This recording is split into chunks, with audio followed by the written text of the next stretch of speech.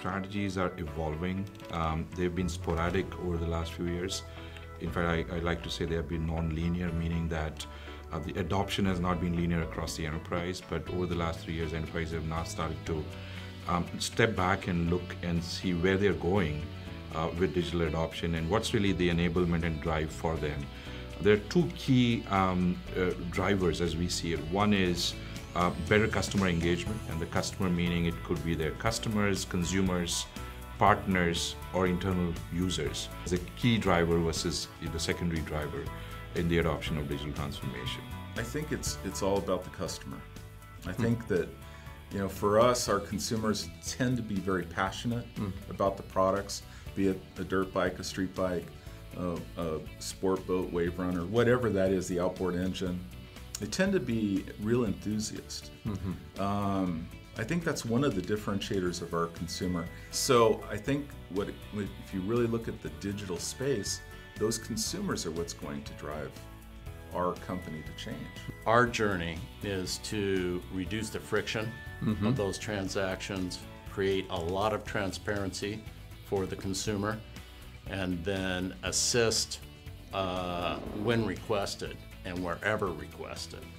So that means, transparent data wherever, whenever, on any device, at any time. I think some of the things that's changed is we've got a consumer base now that is demanding that sort of digital rapid transaction. We've got a millennial generation that's coming along, as well as even people that are, in the following generations are now accustomed to being able to pull out an iPhone and get what I want right now. Yep. From an industry perspective, and I think where we can all agree there's a lot of opportunity to improve healthcare, shave costs. I came from an industry that was more on the entertainment side, so the impact of digital on business models had a very rapid. In healthcare, it's a little bit slower, so you do see business models that are starting to change. But that's not to say that digital transformation can't have a big impact. Because of things like regulatory and compliance, a little more conservative, but still a lot of opportunity to shave costs out of the whole healthcare process. And I think digital will have a big impact with that. Well, in the mortgage space, from my vantage point, if you look at the millennials that are staying at home longer, but someday they're going to buy homes. And when that happens, they're going to expect a much friendlier, easier, more interactive process. Waiting 30, 60, 90 days to get the keys to your home isn't going to be acceptable to them. No. And so we're really focused on how can we, one, make the closing process much more easy and seamless, more online, real time. Digital transformation, therefore, for me is externally facing. How do we support the communities that are vibrant, active in shaping the future of the internet itself? And internally, how do we shape the infrastructure and the operations so that we're continually scaling with the demands that the new world is putting on us as an organization? Said today that about 19 to 21% of technology spend in enterprises is focused around digital transformations.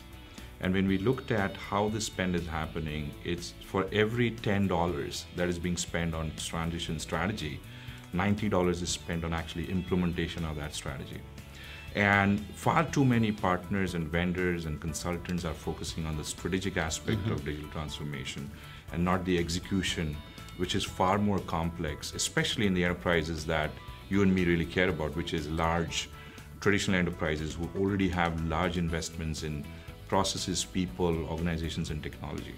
And that's where the transformation execution almost becomes a lot more important, and that's where we focus on. So our service stack, if you see, it's really, we do engage on the process transformation and business transformation level. Really, how do you adopt that in the current enterprise context and transform the landscape of IT infrastructure, application topologies, and then data infrastructures in the enterprise without really ripping and replacing everything that they have. That's really the key.